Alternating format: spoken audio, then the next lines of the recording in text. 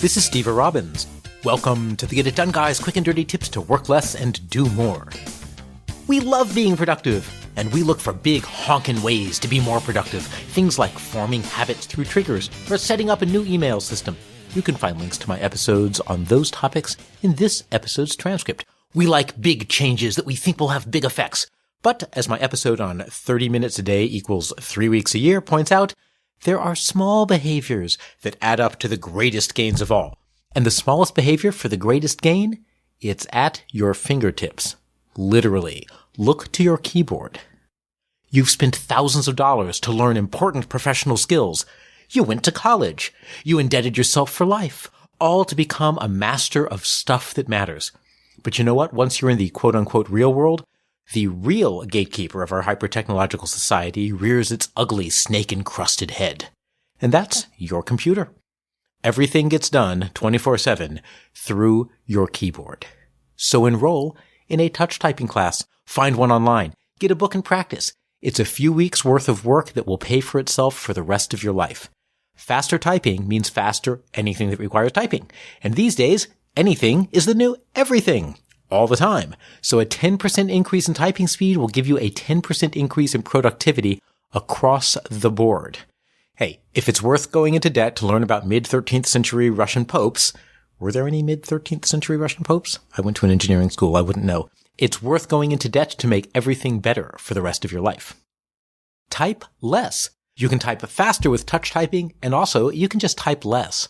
Letters were an art form in Renaissance Europe. Before typing, before the printing press, you had a box on your end table.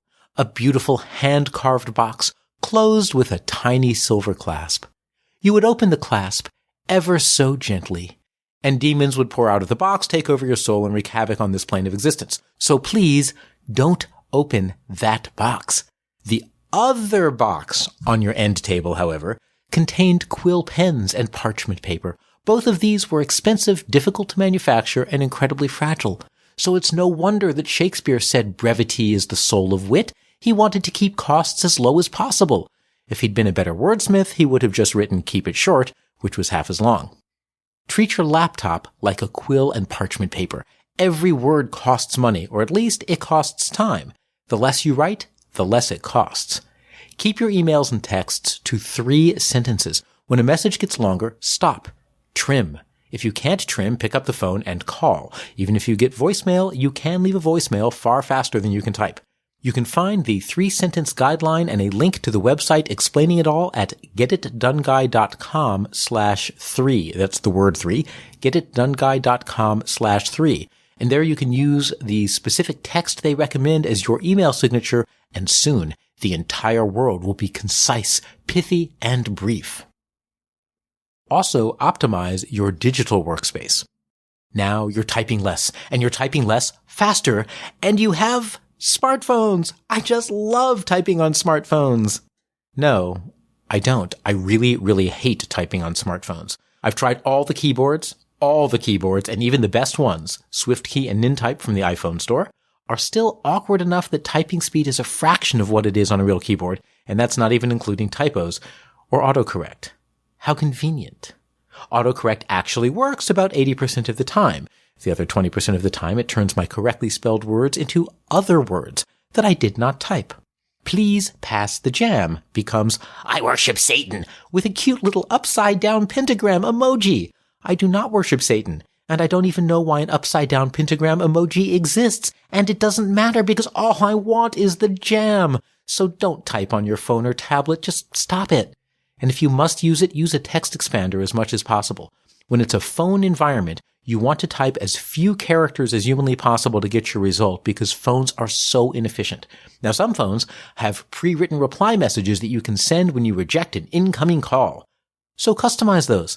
By default, they might say, I'm in a meeting, call me back later, or I'm driving, can't talk now. Have those messages convey useful information, but information that increases your social status all at once. I'm in a meeting with Justin Bieber. Have your people call my people later. Or, my chauffeur is driving while I play stock trades to arbitrage the recent news out of Washington. Can't talk now. With a single tap, you'll be the envy of all your friends.